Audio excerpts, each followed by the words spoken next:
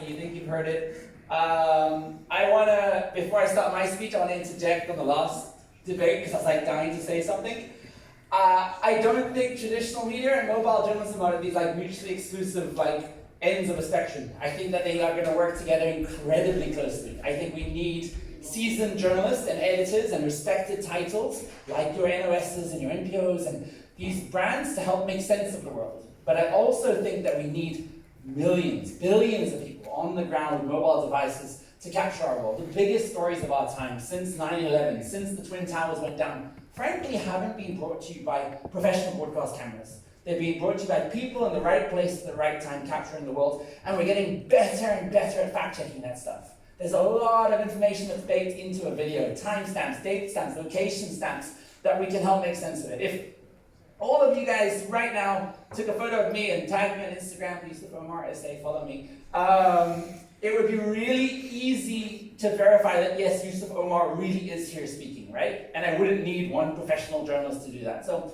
we're getting better and better at that stuff. It's a debate that we should keep happening, but I just wanted to clarify that there's not like traditional media and mobile journalism. It's like mobile journalism with amazing editors and journalists, and that's why we've hired such a big team in #OurStories. We now have 10 reporters, journalists and editors sitting in New York, in Miami, in London, in South Africa, making sense of all of this stuff. But what I'm going to speak to you guys about now is something completely different. We're going to be talking about the future. We're going to be talking about media 2030. Where is all of this going? What does it all mean? Do you guys ever remember watching The Minority Report? Anyone saw it? Do you remember that scene where like Tom Cruise was like kind of controlling his computing experience using his hands? It was really cool. He's got these like crazy sensors on his fingers and he's like pulling the videos apart, looking at something that's happening. No mouse, no keyboard. Looking at augmented reality screens.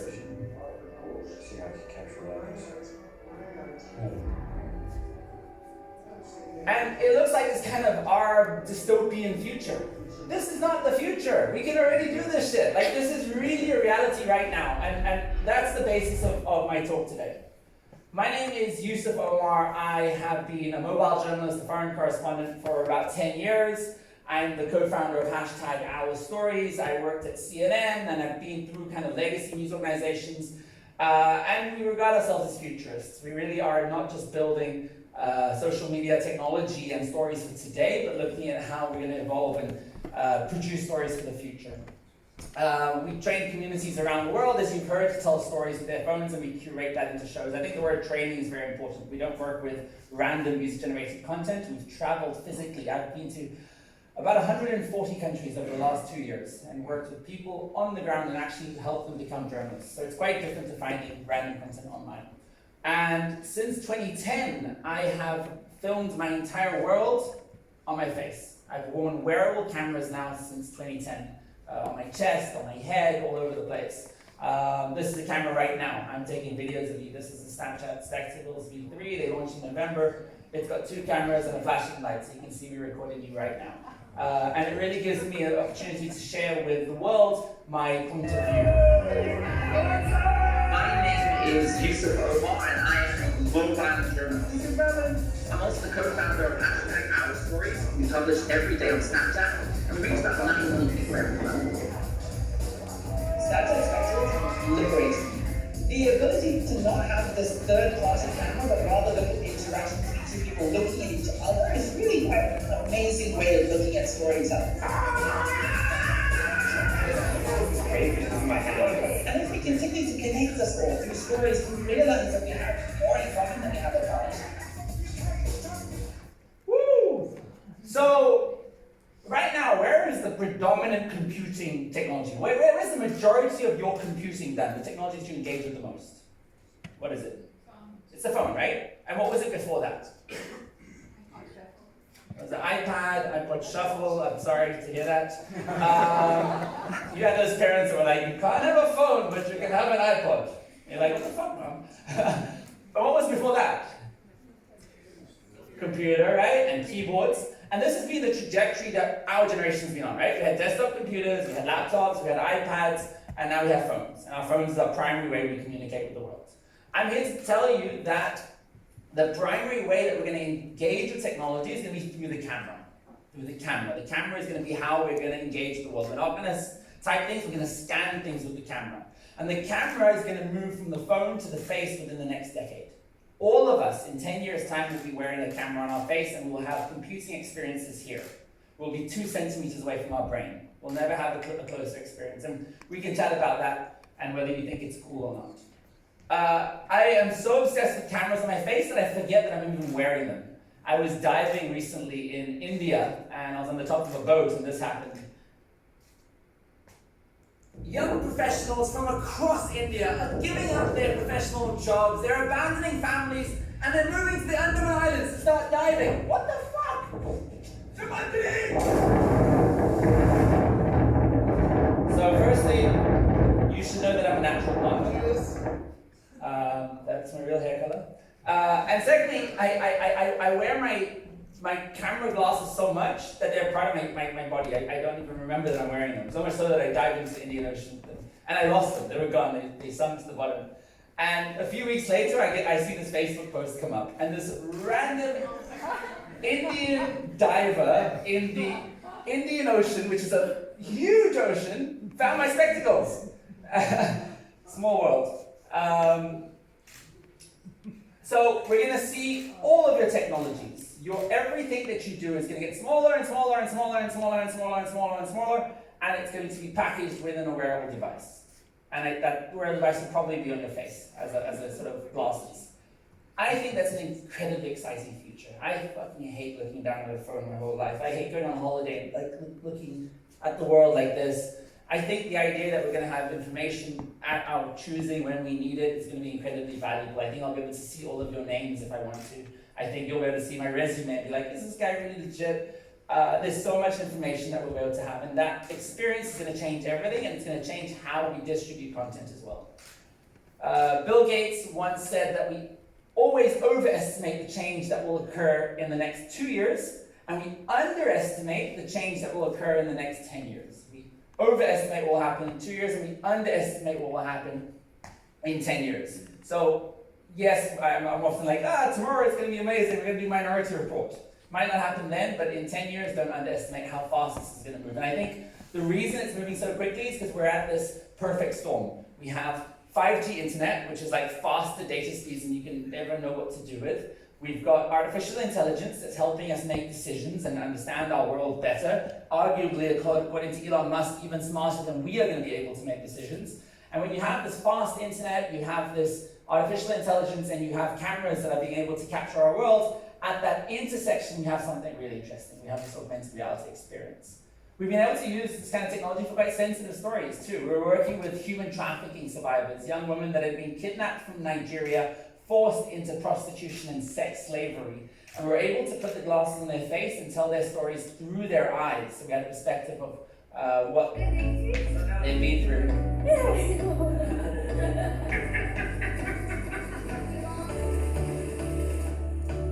So I think there's interesting ways you can use this kind of stuff. But yet, is the world ready for people to wear cameras on their faces? Are you guys comfortable with me wearing a camera on my face and recording you? Not so much? When I worked at CNN on my first day of work, went to London, I was like, yeah, I got my dream job. And I interviewed Christiane Amanpour. You guys know her? She's a senior anchor. And I did it with my spectacles. And I'm recording her and I'm having a conversation. While we're chatting, she used the word fuck in her dialogue. And the next day, the entire company, thousands of people, got an email saying you're not allowed to wear camera glasses at the office anymore. And I became that guy. This is CNN. I've just been told we're going to die by Omar himself. I'll come down and that's other major place. So the point is, I don't know if the world has acclimatized to this. You guys remember the Google Glass? People people that wore them became known as glass holes. They asshole and glass and put them together, you get a glass hole. And it was awkward, right? You weren't sure if you were recording, you had this big camera on your face. But does that mean that Google Glass disappeared? I'm sure no. Has anyone ever seen a Google Glass in this room? No? You haven't, right? But they're still there. They're being used in German factories today to help people identify parts of machines, to help them identify which boxes to pick up on a shelf, to really make their workflow processes more efficient. So they don't have a manual with them, they're looking at a landscape and being able to see what to do. I think augmented reality initially has made a play through the mobile phone, right? And we've used it without even realizing it. How many people in this room got into Pokemon Go? Wow, lots of Pokemon Go people. You guys got too much time on your hands in Hildeston. Pokemon Go really was, for most people, their first taste of like running around and chasing virtual figures through a mobile device. It really put augmented reality into the mainstream, and it was fascinating. I mean, the ability to run around and catch Pokemon. This is the latest version of Pokemon Go. But we're using it in so many other ways today. Again, this is not the future. I haven't even got to 2030. I'm talking about the now. Like, have you guys seen the ability to use augmented reality to try on a shoe? So you don't even have to leave home, right? You can open up your social apps, you can pick a shoe that you want to try on, and you can see what it would virtually look like on your foot. Right? So it's changing everything. It's changing the shopping experience, it's changing the content experience. That's really useful, especially for online purchases. IKEA. You guys have IKEA here? Yeah? Same cheap shit as everywhere else? Yeah? Again, IKEA, you've got a sofa, you're not sure if it's going to fit into your space, the opportunity to use augmented reality to be able to see how it looks in your room. This is not the future, it's today. This is stuff that already exists. So augmented reality is already being integrated into all of our consumer lives, and the camera is becoming the primary touchpoints technology. I think the stories format, and you guys all know the stories format, right? Instagram stories, Snapchat stories, follow me, Yusuf, Omar, is a really good entry point to augmented reality, because all of you guys have tried face filters, right? You've worn like a flower crown, you've worn something funny on your face, a doggy tongue. That's augmented reality. That's adding augmented features to the real world. So for many people, that was their first taste. This was one I did recently at our place, where I simply had this like little hummingbird following my hand, which I thought was quite cool. But we've been able to use augmented reality on faces in interesting ways for journalism too. We were working in India with rape survivors. Some of you may know this story. We were able to use face filters to hide the identities of rape survivors in India who wouldn't be comfortable being identified, while enabling them to tell their stories. You can see their eyes, their mouths, expressions on their face. Virtual face masks on Snapchat. Victims of sexual abuse in India are using them to remain anonymous so they can tell their harrowing stories without the fear of being recognised. I was 5 years old when it happened. लोग मुझे जबरदस्ती मैसूर लेकर आए, मुझे एक कमरे में बंद रखते थे, मुझे बहुत काम है, वो टॉर्चर्स देते थे, घर में से बाहर निकलने नहीं देते. It's incredibly simple, but it's not ideal to have a dragon face for a rape survivor, but the point is the technology is enabling us to do really interesting things, where for the last 50 years, TV broadcasters have simply blurred out a face or used a silhouette. We're now able to create technologies that provide us with more detail and more information about people's lives. As you guys know, #OurStories, we turn citizens into mobile journalists, and we do this using augmented reality. So we roll out augmented reality lenses within existing apps like Snapchat, Facebook, Instagram, and they provide questions with people so they can answer these questions around various topics. So we worked with UNICEF, for example, and we asked questions about how youth are impacted by the Sustainable Development Goals, or we do like the who, where, what, when, why, how, the basic tenets of journalism, or we do like a Black History Month quiz where we show you these Black History icons and you've got to try and identify them. And then based on those responses, we're able to curate that into content. But they can be used for very serious subject matters. If a hurricane takes place in the Caribbean, we're able to administer at rapid pace augmented reality lenses which provide communities and citizens with instructions about what shots to get professional quality journalism. Get the wide shot, get us a shot with the ambulances, get an interview with the local mayor, helping to provide instructions where in the past we would send out a PDF document or an email or that kind of stuff. So augmented reality is really powerful for lifting the quality of user-generated content. Anyone heard of Microsoft HoloLens?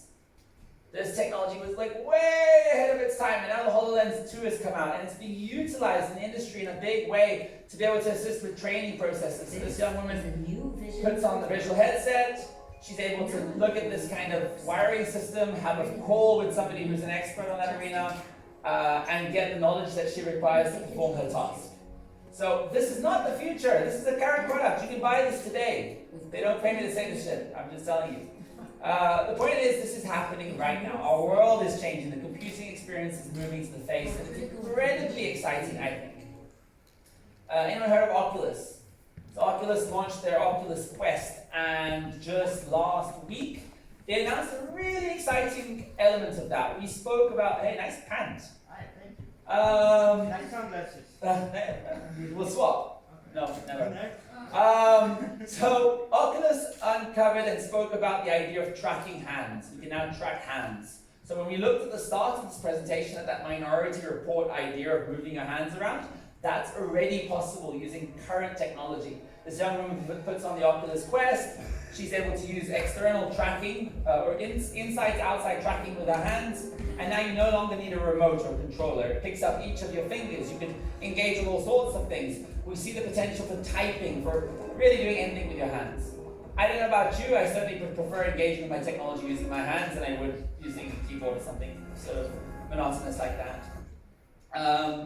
Facebook Spaces, anyone heard of this? It's a really exciting technology. So this actually just closed down last week, but it was the ability for you to have a virtual version of yourself and create shows where you bring other people in live on Facebook as an augmented reality, as a virtual version of yourself. Facebook Live News Show. We're going to be showing you all sorts of things from across the. So that's live on Facebook, and I'm a virtual me with my virtual studio. Arrested and kept in prison for months. Land over the years.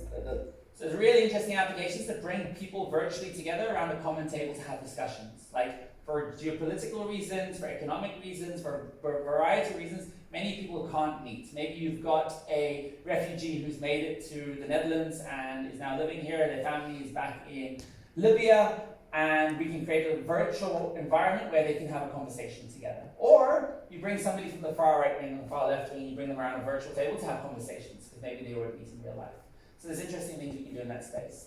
They also announced, Facebook announced Horizons, which is the future of Facebook. It's the idea of virtual worlds. Right now when you go on Facebook, if you even still go on Facebook, you scroll down the newsfeed, right, or timeline. Now we're moving towards the idea that you will walk around a virtual world and interact with your friends there, and you will be able to create your own world as well. Welcome. This is Horizon. So this is Your Horizon. guide / self-appointed spokes avatar, here to show you around. You know, Horizon's filled with possibilities. You can play stuff, make stuff, fly stuff. Wow. Really love the stash, Stuart. What up, Stuart? Wait, I want a mustache. Horizon is So if you can move beyond the fact that they're cartoons, if you can move beyond the playfulness of this, appreciate this is a hellishly powerful technology. It means that when this is mainstreamed, I will be here. I will join you virtually, and you will join me virtually. We'll save on our carbon footprint, and we'll be able to have thousands of people in the room, and we'll be able to engage on a much deeper level, I think. Obviously, in real life, conversations are amazing too, and I like to shake your hand and meet you. But it's going to change everything. It's going to change the way we meet. It's going to change the way we shop. It's going to change the way we work. These virtual worlds are getting very, very interesting. But I think that what's even more interesting than virtual worlds is real worlds, right? I like the idea of being able to be here and not be like in this locked off headset where I can't see the world. I want to be engaging with the real world, but with additional information, right? But in order to do that, we need technology that knows what things are. I need technology that knows that this is a chair and this is a human and there's another human behind that. Because only when we reach that point can I start illustrating you and say, who is this person? Who is that person? What is this? Make sense? To do that, technology companies are now investing a lot of time and money in 3D mapping. In 3D mapping our world. So right now we have Google Maps, which is kind of flat. We're moving towards 3D mapping so we can better understand our world. This is the work that Facebook are doing in that space. This is their vision for augmented reality glasses. Multi-layered representations of the world, showing where you are in space, recognizing what things look like, and understanding the intrinsic meaning of objects. Connected devices, like smartphones and AR glasses, will scan the surroundings to create a large dynamic index, amplified by crowdsourced data, allowing the maps to recognize when things have changed, and update automatically. Ultimately, our Live Maps research aims to empower people to connect and share in deeper, more meaningful ways. You guys get it? And it's really interesting. When we talk about big data and we wonder what our data is being often used for when we look at the selfies and the videos and the photos we share, this is one of the most interesting applications of that data, is taking all of our photos and videos and stuff and using it to map the world so that we can better understand the world so that we can create information around it. To give you an example of this, Snapchat now are working on land markers where they are using user-generated content, millions and millions of photos and videos of the same object in the same space, and then aggregating that to create 3D models, and then bringing those 3D models to life in interesting ways.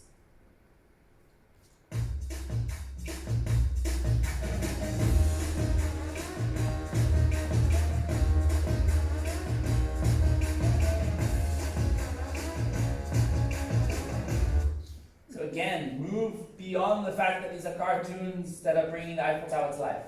Look at the potential to look at the sky and see if it's going to rain today. Look at the potential to look at a store and see what specials are happening without having to go inside. To look at the streets and see what time the bus or train is coming without having to search on your phone, right? The only way we can do all of those things is if we have cameras that understand our world. They know what things are, and this is why 3D mapping is such an interesting space. And it's also just really fun. We're in London today, but unfortunately the scaffolding over the Big Ben. Oh my God! How cool is that? Or like last week I was at the Panhandle, which is a famous building in New York covered in pizza. Hey, we just started the Flatiron building. It looks like it's covered in pizza. The Flatiron, not the Panhandle. So it's interesting, and I think what's really interesting is that we can either approach technology in a very utility-based way, where we're like, okay, let's build products that are made for finding directions or checking my emails and all that kind of stuff. And I think that's where Google Glass went. Or we can approach it in a very like cultural kind of way. Let's animate our world, let's make technology really fun, let's make it really engaging, and in the process we start to understand how it can be utilized for other purposes. I'm wearing the V3 spectacles. This is a particularly interesting piece of technology because when I hit record, I've actually got two cameras here on the left and right. So I'm already capturing 3D photos of you, but I'm also capturing 3D video. So I'm starting to be able to map the world.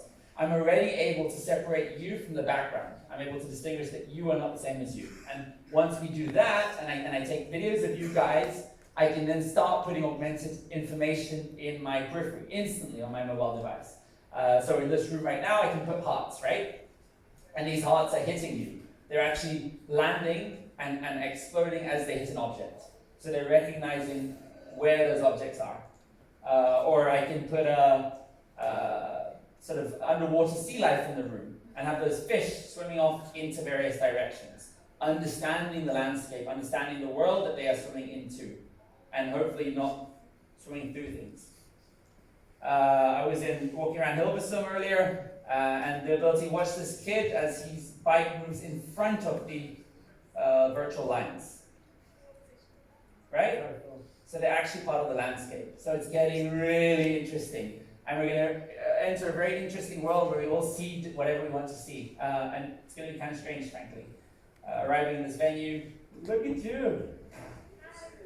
How are you, my friend? Very fine. You gotta be careful with your speed. It's looking well. But, obviously, this really cool building and having confetti falling out of the sky. Again, look beyond the gimmicks, look beyond the playfulness, and see the applications to do cool stuff. I'll come to questions in a second. And this was just 2 days ago. I was in Missouri with a kid who's got one hand but is playing basketball and American football. And look at that stingray actually floating behind him. No, what their team called? Another example, something that I did in Santa Barbara, and look at those like hearts and all those things. And you can build these really easily. And then 3D photography, the ability to take two photos side by side and create what could be known as a magic moment or a wigglegram to get a little bit of perspective, a little bit of depth. Arthur C. Clarke, a famous futurist, once said, any significantly advanced technology is indistinguishable from magic. When you have any technology that's significantly advanced, it looks like magic to many people, right?